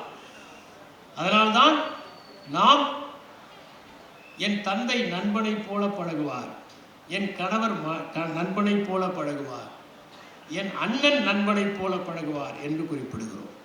கருங்கோல் குறிஞ்சிப்பூ கொண்டு பெருந்தே நினைக்கும் நாடனது நட்பே அவர் குறிப்பிடுகிறார். நீங்கள் ஒருவருக்கொருவர் குறைகளை சொல்லலாம், விமர்சிக்காதீர்கள், குத்தலாக பேசாதீர்கள், ஒருவரை ஒருவர் தாழ்த்தி பேசாதீர்கள், நீங்கள் பெயர் சொல்லி அழைக்காதீர்கள். நமக்கு கோபம் வருகிற போதுதான் உள்ளே ஒளிந்து கொண்டிருப்பதெல்லாம் வரும். திருமணம் நடந்த நேரத்தில் நடந்த சம்பவங்கள் எல்லாம் 20 ஆண்டுகள் கழித்து சண்டையில் வரும். கற்பனைகள் இருக்கின்றன. என்றாவது நீங்கள் அமர்ந்து அதை கேட்டிருக்கிறீர்களா? உங்கள் கணவனுக்கு என்ற லட்சியம் இருக்க ஒரு நாள் இதில் நீங்கள் ஏதாவது மனம் விட்டு பேசி இருக்கிறீர்களா? ஒரு நாள் கூட செய்ததில்லை. அதை செய்யுங்கள், பிரியாமல் இருக்கும் என்று கூறுகிறார். உங்கள் துணையின் மீது ஒரு அபிமானத்தை வளர்த்துக் கொள்ளுங்கள். அதைத்தான் நண்பர் ஆவுடைப்பன் சொன்னார், எல்லாவற்றையும் பாராட்டுங்கள். ஒரு சின்ன செய்தியை கூட ஒரு காலத்தில் பாராட்ட மாட்டார்கள். ஏனென்றால் சாம்பார் நன்றாக இருக்கிறது என்றால் இன்னும் 2 இட்லி கூட சாப்பிட்டாலே மனைவிக்கு அது பாராட்டு. இன்று அப்படி சாப்பிட முடியாது, எல்லோருக்கும் உடலில் பிரச்சனை. எனவே நன்றாக இருக்கிறது என்று சொல்ல வேண்டும், ஒன்றை பாராட்ட வேண்டும். அப்படி பாராட்டினால்தான் அந்த இணைப்பு சேரும். சின்ன சின்ன விஷயங்களில் பாராட்டுங்கள். நானெல்லாம் பாராட்டுவது உண்டு. அப்படி பாராட்டினால்தான் குடும்பம் என்கிற அமைப்பு வலுவாக இருக்கும். அதற்காக வெந்நீர் வைத்து கொண்டு வந்து கொடுத்தால் வெந்நீர் சிறப்பாக இருக்கிறது என்று பாராட்டார்கள். உங்கள் பாராட்டில் சந்தேகம் வந்துள்ளது. அவர்களை நோக்கி திரும்புங்கள், அவர்களில் இருந்து விலகாதீர்கள். சில நேரங்களில் அவர்களுக்கு உங்களுடைய கவனிப்பு தேவைப்படும், பாசம் தேவைப்படும், சமீபம் தேவைப்படும். அதை உணர்ந்து கொண்டு நடந்து கொள்ளுங்கள். அப்போது பார்த்து உங்களுடைய இலக்குகளை அடைவதற்காக ஓடாதீர்கள். அமர்ந்து உங்களுக்கு பாசத்தை கொடுங்கள். பாசம் ஒன்றுதான் கொடுக்க கொடுக்க 2 மடங்காக ஆகிற மனப்பான்மை. அவர் 4ஆவதாக அவர் சொல்வது get influenced by your spouse. ஒருவன் தன்னுடைய நண்பனிடம் சொன்னான், நேற்று எங்கள் வீட்டில் வாக்குவாதம். என்ன? நான் நாடகத்திற்கு செல்ல வேண்டும் என்றேன், என் மனைவி சினிமாவுக்கு செல்ல வேண்டும் என்றார். ஒரே வாக்குவாதம், எதற்கு செல்வது என்று. நண்பன் சொன்னான், கடைசியில் எந்த சினிமாவுக்கு சென்றாய் என்று. Get influenced. ஆல்பர்ட் ஐன்ஸ்டீன் சொன்னார், என்னுடைய வீட்டில் சின்ன சின்ன பிரச்சனைகளை எல்லாம் என் மனைவி தீர்த்து வைப்பார், பெரிய பிரச்சனையை நான் தீர்த்து வைப்பேன். அது என்ன சின்ன சின்ன பிரச்சனை? எங்கே வீடு வாங்குவது, எந்த கார் வாங்குவது, எதில் முதலீடு செய்வது என்பதை எல்லாம் அவர் முடிவெடுப்பார். சரி, பெரிய பிரச்சனை, கடவுள் இருக்கிறாரா, மெய்ஞானம் சாத்தியமா போன்றவற்றை நான் தீர்மானிப்பேன். எனவே எங்களுக்குள் எந்த பிரச்சனையும் வந்ததே இல்லை என்று. 5ஆவதாக சொன்னது சால்வ் த சால்வபிள் ப்ராப்ளம். சின்ன விஷயம், அதை எதற்காக நாம் தொடர்ந்து அதை உடனடியாக பேசி தீர்க்க வேண்டியது தானே. அடுத்தது 6ஆவதாக அவர் சொல்வது உங்களுடைய துணையினுடைய கருத்துகளுக்கு மதிப்பளியுங்கள். பல நேரங்களில் நாம் மதிப்பளிப்பதில்லை. நான் பார்த்திருக்கிறேன், கணவனும் மனைவியும் உணவகத்திற்கு செல்வார்கள், இவரே அவருக்கும் சேர்த்து ஆர்டர் செய்வார். சாதாரண ஒரு சம்பவம். அவர்களை கேட்டு அதற்கு பிறகு, ஏனென்றால் சில நேரத்தில் அவர்களே நீங்கள் சொல்லுங்கள் என்று சொல்லிவிடுவார்கள். அப்போது பொறுப்பது. அதனால் சால்வ் தி சால்வபிள் ப்ராப்ளம்ஸ், மதிப்பு கொடுங்கள். கடைசியாக ஜான் காட்மேன் சொல்கிற ஒன்று, இருவருமே வாழ்க்கைக்கான ஒரு பொருளை பகிர்ந்து கொள்ள வேண்டும். என்றாவது நாம் அமர்ந்து நம்முடைய 2 பேருடைய வாழ்க்கை முடிகிற போது இந்த உலகம் எப்படி நம்மை நினைவு கொள்ளப் போகிறது? நாம் இருவரும் வாழ்ந்தோம் என்பதற்கு என்ன அடையாளத்தை விட்டு செல்ல போகிறோம்? நம் குழந்தைகள் மட்டும்தானா? அதற்கு ஏதாவது ஒரு அடையாளத்தை விட்டு செல்வதற்கு நாம் செய்ய வேண்டாமா? அதை செய்வதற்கு இன்றிலிருந்து நாம் முயற்சி செய்வோம் என்று இருவரும் உங்கள் வாழ்க்கைக்கான பொருளை பகிர்ந்து கொள்ளுங்கள் என்று ஜான் காட்மேன் சொல்கிறார். இந்தியாவை சேர்ந்த ஜாப்பி வஸ்வானி என்பவர் 10 ways to make your marriage successful என்று எழுதியிருக்கிறார்.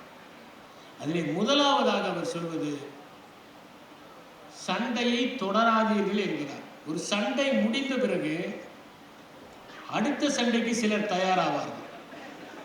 அப்போதுதான் அவர் வந்தபோது ஒரு சண்டை முடிந்திருக்கும். உடனே இதையே இங்கே வைத்தீர்கள் என்று அடுத்த சண்டை ஆரம்பித்து விடும்.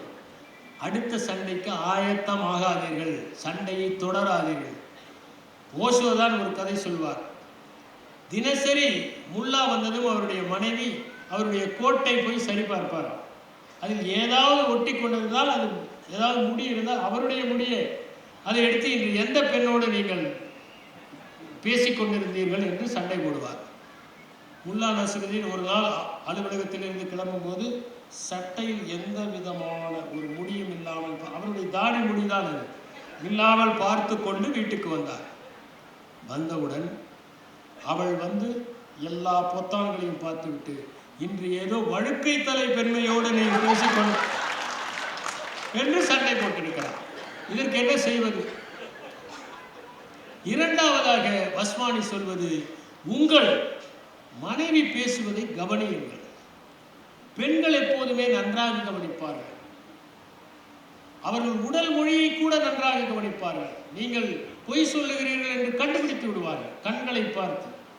உங்களுடைய புன்னகை போலியா அசலா என்பது அவர்களுக்கு தெரியும். உடல் மொழியை கணிப்பதில் பெண்கள் நிபுணர்கள். ஆகவே கவனியுங்கள். அடுத்ததாக அவர் சொல்வது, புகழுங்கள். தேவையான போது புகழுரையை செல்லுங்கள், அதில் எந்த தவறும் இல்லை என்று சொல்லுகிறார். புகழுங்கள். அடுத்தது நான்காவதாக அவர் சொல்வது, உங்கள் மனைவியினுடைய பொறுப்பை ஏற்றுக்கொள்ளுங்கள், பகிர்ந்து கொள்ளுங்கள். ஐந்தாவதாக அவர் சொல்வது, பிழை இல்லாமல் இருக்க வேண்டும் என்று எதிர்பார்க்காதீர்கள். ஆணுக்கும் சரி பெண்ணுக்கும் சரி, யாருமே பூரணமானவர்கள் அல்ல. நாம் எல்லோரும் பூரணமாக இருந்தால் இந்த உலகம் அசிங்கமாக இருக்கும். நாம் கச்சிதம் இல்லாமல் இருப்பதால் தான் இந்த உலகம் அழகாக இருக்கிறது. உலகமே கச்சிதமாக இல்லை, அது தன்னை புதுப்பித்துக் கொண்டே இருக்கிறது. வளர்வதற்கு வாய்ப்பு வேண்டும் என்றால் கச்சிதமாக இல்லாமல் இருக்க வேண்டும். அடுத்ததாக மன்னிக்க கற்றுக்கொள்ளுங்கள். உலகத்திலேயே மன்னிப்பு என்கின்ற ஒற்றை சொல்லால் தான் இது இனிமையாக இன்னும் பல உறவுகள் நீடித்துக் கொண்டிருக்கிறது. தவறுகளை பொருட்படுத்தாதீர்கள் என்கிறார். எட்டாவதாக அவர் சொல்வது நகைச்சுவை உணர்வோடு இருங்கள். வீடு என்றால் ஒருவரை ஒருவர் கேலி செய்வது, நகைச்சுவையோடு பேசுவது, வீட்டிலே சிரிப்பு சத்தம் ததும்ப வேண்டும். ஒருவருடைய வீட்டிலே சிரிப்பு தத்தம் ததும்பினால்தான் அவர்கள் மகிழ்ச்சியாக இருக்கிறார்கள் என்று பொருள். நகைச்சுவை உணர்வோடு இருங்கள். அடுத்ததாக அவர் சொல்வது நீங்கள் சமத்தன்மையோடு இருங்கள். இருவரும் சமமாக ஒருவரை ஒருவர் கவனித்துக் கொண்டு அன்பாக இருங்கள். பத்தாவதாக அவர் சொல்வது துயரத்திலோ கவலையிலோ நீங்கள் மிகப்பெரிய பங்கை வகியுங்கள். அந்த நேரத்தில் தான் நமக்கு துணை தேவைப்படுகிறது. மகிழ்ச்சியாக யார் வேண்டுமானாலும் இருக்கலாம், நண்பர்களோடு மகிழ்ச்சியாக இருக்கலாம். ஆனால் சாய்ந்து கொள்வதற்கு ஒரு தோள் துயரத்தின் போதுதான் தேவைப்படுகிறது. அதனால்தான் ஒரு நண்பன் கேட்டான், என்னுடைய உடலிலேயே உனக்கு பிடித்த உறுப்பு எது? அவனுடைய நண்பன் சொன்னான், உன் கண்கள் மிகவும் அழகு, ஆனால் எனக்கு அதை பிடிக்கவில்லை. உன்னுடைய கன்னம் சிறுமையானது, அதை எனக்கு பிடிக்கவில்லை. இனிமையான சொற்களை சொல்லுகிற உன்னுடைய உதடுகள் அழகானவை, அவற்றையும் எனக்கு பிடிக்கவில்லை. உன் விரல்கள் ஓவிய விரல்கள், அது எனக்கு பிடிக்கவில்லை. திரண்ட தோள்கள், அதையும் எனக்கு பிடிக்கவில்லை. பிறகு எதுதான் உனக்கு பிடிக்கிறது? நான் சோகமாக இருக்கிற போதெல்லாம் உன்னுடைய தோள்பட்டையிலே சாய்ந்து கொள்ளுகிறேனே, அதுதான் எனக்கு அதிகம் பிடித்துக் கொண்டிருக்கிறது. அப்படி அதிகம் பிடித்துக் கொண்டிருக்கிறவராக கவலையின் போது, துயரத்தின் போது நீங்கள் இருக்க வேண்டும். திருமண வாழ்க்கை மகிழ்ச்சியாக இருக்க வேண்டும் என்பதற்கு இருவரும் சேர்ந்து முயற்சி செய்ய வேண்டும் என்பதைத்தான் ஜே.பி. வெஸ்ட்மால் சொல்லுகிறார். ஒருவர் தன்னுடைய நண்பரிடம் சொன்னார், நானும் என் மனைவியும் 20 ஆண்டுகள் மகிழ்ச்சியாக இருந்தோம், அதற்கு பிறகு திருமணம் செய்து கொண்டோம் என்று சொன்னார். திருமணம் செய்து கொண்ட பிறகு மகிழ்ச்சி போய்விட்டது. ஒருவர் இருந்தார், இறந்து போனதும் அவருடைய மனைவி அவரை கொண்டு போய் கல்லறையிலே புதைத்துவிட்டு லிவ் இன் பீஸ் என்று எழுதி வைத்து விட்டு வந்தார். அதற்கு பிறகுதான் அவர் சொத்து எதையும் தன் பேருக்கு எழுதி வைக்கவில்லை, அனாதை ஆசிரமத்திற்கு எழுதி வைத்து விட்டார் என்ற தகவல் தெரிந்து போய் கல்லறையை அவசரமாக திருத்தினார். Live in peace till I come என்று திருத்தினார். நான் வரும் வரை அமைதியாக இருங்கள், நான் வந்த பிறகு அங்கேயே உங்களை பார்த்து கொள்ளுகிறேன். நான் ஒரு பெண்ணை பார்த்து கேட்டேன், உங்களுடைய திருமண மோதிரத்தை தவறான விரலிலே போட்டிருக்கிறீர்களே, ஏன் என்று. நான் தவறான நபரை திருமணம் செய்து கொண்டேன், அதனால் தான் என்று குறிப்பிட்டார். கணவனும் மனைவியும் ஒரு திரையரங்கத்திற்கு சென்றார்கள். அங்கே அந்த மனைவிக்கு தன் கணவன் தன் மீது அன்பு செலுத்தவில்லை என்கிற ஆதங்கம். அங்கே திரையிலே கணவன் விழுந்து விழுந்து மனைவியை கவனிப்பதை பார்த்து அவள் கேட்டாள், அவன் எவ்வளவு அன்பு செலுத்துகிறான் பாருங்கள். அதற்கு அவன் சொன்னான், அது நடிப்பு, பணம் வாங்குகிறான், அதனால் அப்படி அன்பு செலுத்துகிறான். அவர்கள் உண்மையிலேயே கணவன் மனைவி என்று சொன்னதும் இவன் சொன்னான், அவன் சிறந்த நடிகராக இருக்க வேண்டும், இதை நான் ஒத்துக்கொள்கிறேன் என்று.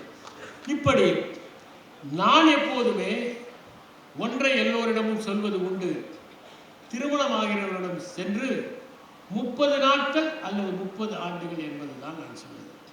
நீங்கள் திருமணமானதும் 30 நாட்கள் உங்களுடைய துணை எதை செய்தாலும் அமைதியாக இருந்தால், ஏற்றுக்கொண்டால், அதற்கு பிறகு 30 ஆண்டுகள் உங்களுக்குள் எந்த விரிசலும் வராது. ஏன் வராது என்றால், அதற்குள் நீங்கள் உங்களுக்குள் ஒருவர் புரிந்து கொண்டு நடக்க ஆரம்பிக்கும். இந்த முதல் 30 நாட்கள் தான் முக்கியமானவை. அப்போது எந்த பிணக்கு வந்தாலும், தகராறு வந்தாலும் காலமெல்லாம் நீடித்து நிற்கும். ஏனென்றால் நான் சொன்னதைப் போல 24 மணி நேரம் ஒருவரோடு வாழ்வது என்பது மிகவும் சிரமம். சூடாமணி என்கின்ற அற்புதமான எழுத்தாளர் மணவிளக்கை பற்றி 2 கதைகள் எழுதியிருக்கிறார். ஒன்று பூமியிலும் பெரிது என்பது. கேசவன் சந்தியா என்கிற இருவர் திருமணம் செய்து கொள்கிறார்கள். 5 ஆண்டுகள் ஆயின. கேசவன் கடிதம் எழுதுகிறான். அன்புள்ள சந்தியா, நானும் நீயும் திருமணம் செய்து கொண்டோம். இந்த நானும் திருமணம் மகிழ்ச்சியாக இருக்கும் என்றுதான் நினைத்தேன். ஆனால் இந்த 5 ஆண்டுகள் ஒரு நாள் கூட நான் மகிழ்ச்சியாக இல்லை. என்ன பிரச்சனை? நான் கடவுளை நம்பவில்லை, நீ கடவுளை நம்புகிறாய். இது ஒரு பிரச்சனையா? இதற்காகவா நமக்குள் பிணக்கு? அதனால் இனிமேல் நாம் சேர்ந்து வாழ முடியாது. காலை 5 மணிக்கு வருகிற மெயிலில் நான் ஏறி உன்னை பிரிந்து செல்ல போகிறேன் என்று கடிதத்தை எழுதி முடித்தான். வெளியே வருகிறான். அதற்குள் சந்தியா ஒரு கடிதம் எழுதுகிறார். அன்புள்ள கணவரே, உங்களுக்கும் எனக்கும் ஒரு நாள் கூட மகிழ்ச்சி இருந்ததில்லை. கடவுள் நம்பிக்கையே இல்லை என்றால் வாழ்க்கையில் என்ன நம்பிக்கை தான் இருக்க முடியும்? நாம் சேர்ந்து வாழ்வதில் பயனே இல்லை. அதனால் நான் இன்று காலையில் வருகிற மெயிலில் என்னுடைய தலையை கொடுத்து உயிரை விடப் போகிறேன். இதுதான் நான் கடைசியாக எழுதுகிற கடிதம் என்று கடிதத்தை எழுதி கொடுத்துள்ளேன். இருவரும் ஒன்றாக வெளியே வருகிறார்கள் மெயிலுக்காக. அப்போது ஏதோ கதவு தட்டப்படுகிற சத்தம். திறக்கிறார்கள். ஒரு இளைஞன் வந்து விடுகிறார். மூச்சு பேச்சற்று விடுகிறார். உடனே இருவரும் அவனை எழுப்புகிறார்கள். அவன் எழவில்லை. தண்ணீர் தெளிக்கிறார்கள். தவிட்டு ஒத்தடம் சூடாக கொடுக்கிறார்கள். வாயிலே வெந்நீரை ஊற்றுகிறார்கள். சிறிது சிறிதாக அவனுக்கு பிரகனை வருகிறது. காவலர்கள் வருகிறார்கள். இவன் ஒரு திருடன், இவன் திருடிவிட்டு இங்கே வந்திருக்கிறான் என்று அவனை அழைத்து செல்கிறார்கள். அப்போது அவர்கள் இருவரும் ஒருவரை ஒருவர் பார்த்துக் கொள்கிறார்கள். இந்த கடவுள் இருக்கிறாரா இல்லையா, இது எல்லாத்தையும் விட நம் இருவருக்குள் இருந்த இந்த கருணை இருக்கிறதே, அது அல்லவா பெரிது. அது அல்லவா நம்மை ஒன்று சேர்த்து வைக்கிறது. இதை விட பெரிது என்ன இருக்க முடியும்? இது பூமியை விட பெரிதல்லவா என்று அவசர அவசரமாக ஓடி தங்கள் கடிதத்தை கிழித்து போடுகிறார்கள் என்று சூடாமணி எழுதியிருப்பார். இன்னொரு கதை, இன்னொரு முறை என்கிற ஒரு கதை. அதிலே மேனகா அருணகிரி என்பவர், மேகலா அருணகிரி இருவரும் ஒருவருக்கொருவர் அனுசரித்துக் கொள்ளாமல் பிரிந்து சென்று விடுகிறார். காரணம், அருணகிரிக்கு ஒரு பொசசிவ்னஸ். அவளை குறை சொல்லிக் கொண்டே இருக்கிறார். அவள் எதை உடுத்தினாலும் மற்ற ஆண்களை பார்ப்பதற்காகத்தான் உடுத்துகிறாய். உன்னுடைய சோசியல் சர்வீஸ் நண்பர்களிடம்தான் நீ இணக்கமாக இருப்பாய், அவர்களுக்குத்தான் சூடாக காப்பி கொடுப்பாய் என்றெல்லாம் சொல்கிறார். பாலு என்கின்ற ஒரு நல்ல மனிதர் அவரிடம் சமரசம் செய்து வைக்கிறார். ஒரு பேனாவை 2 பேருடைய பெயரையும் போட்டு பரிசீலிக்கிறார். அதற்கு பிறகு அவர்கள் சேர்ந்து வாழ ஆரம்பிக்கிறார்கள். இப்போது அவன் எது சொன்னாலும் சரி என்று முடிவெடுத்து விடுகிறான். அவனுக்கு பட்சணம் கொடுக்கிறாள். காப்பி வேண்டும் என்கிறாள். ஓடிப்போய் போட்டுக் கொண்டு வருகிறாள். ஏன் முதலிலேயே கொண்டு வந்திருக்கலாமே? அவளுக்கு ஞாபகம் வருகிறது, ஒரு முறை இப்படி கொடுத்ததற்கு உன்னுடைய நண்பர்களுக்கெல்லாம் சூடான காப்பி கொடுப்பாய், எனக்கு மட்டும் ஆறிப்போய் கொடுப்பாயா என்று அவன் திட்டியது. சரி, நாம் இருவரும் இன்று வெளியே திரைப்படத்துக்கு போகலாம் என்கிறான். அவள் போய் புடவை எடுத்து வைக்கிறாள். இருப்பதிலே மட்டமான ஒரு புடவையை உடுத்துகிறாள். ஏனென்றால் விலையுயர்ந்த புடவையை உடுத்தினால் எல்லோர் கண்ணும் படுகிற மாதிரி நீ உடுத்தி கொண்டு வருகிறாயா என்று அவன் கேட்பான் என்பதற்காக. இப்படி பார்த்து பார்த்து அவன் செய்கிறாள். கடைசியில் இருவரும் ஒருவரை ஒருவர் பிரிந்திருக்க முடியாது என்று ஒத்துக்கொண்டு ஒன்றாக வாழ முயற்சி செய்கிறார்கள் என்று இன்னொரு முறை என்கின்ற அந்த கதை. எனவே வாழ்க்கை என்பது ஒரு முறைதான் வருகிறது. ஒரு முறை வருகிற இந்த வாழ்க்கையை நாம் ஒருவருக்கொருவர் புரிந்து கொண்டு இனிமையாக கழிக்கிற போதுதான் இல்லறம் திரு சுந்தர ஆவுடைப்பன் அவர்கள் சொன்னதைப் போல நல்லறமாக மாறும், இனிய அறமாக மாறும். ஒரே ஒரு சம்பவம். ஒரு நாள் ஒரு பெண்மணி கணவன் படுக்கையிலே இருக்கிற போது ஒரு ஓவியரிடம் சென்று என்னை ஒரு படமாக வரைந்து தர வேண்டும் என்று கேட்கிறார். அவன் படத்தை தத்ரூபமாக வரைந்து விடுகிறான். அவள் சொல்லுகிறாள், படம் நன்றாகத்தான் இருக்கிறது, ஆனால் என் கழுத்தில் ஒரு வைர அட்டிகை நீங்கள் போட வேண்டும். இவளுக்குத்தான் உடல் நலம் சரியில்லை, கணவன் நன்றாக இருக்கிறான். உடல் நலம் சரியில்லாத நேரத்தில் இவள் ஓவியம் கேட்கிறாளே என்று நினைத்துக் கொண்டுதான் அந்த ஓவியம் தீட்டுகிறான். இவள் சொல்லுகிறாள், என்னுடைய கழுத்தில் வைர அட்டிகை இருப்பதை போல நீங்கள் வரைய வேண்டும். அவன் கேட்கிறான், உங்கள் கழுத்தில் வைர அட்டிகை இல்லையே, எதற்காக வரைய வேண்டும்? செயற்கையாக இருக்கும். இல்லை இல்லை வரையுங்கள். ஏன்? ஏனென்றால் நான் இன்னும் ஓரிரண்டு மாதங்களில் செத்து போய் விடுவேன். சாவதற்குள் என் கணவரிடம் ஒரு சத்தியம் ஆகுவேன். எங்களுடைய வரவேற்பறையில் இந்த படத்தை தவறாமல் மாட்டி வைக்க வேண்டும் என்று. அவன் ஒருவேளை வேறு திருமணம் செய்து கொண்டால் வரப்போகிற மனைவி தினசரி அந்த வைராட்டிகை எங்கே, வைராட்டிகை என்று அவனை நச்சரிப்பார். அந்த நிம்மதி போதும் என்று சொல்லுகிறார். நன்றி, வணக்கம்.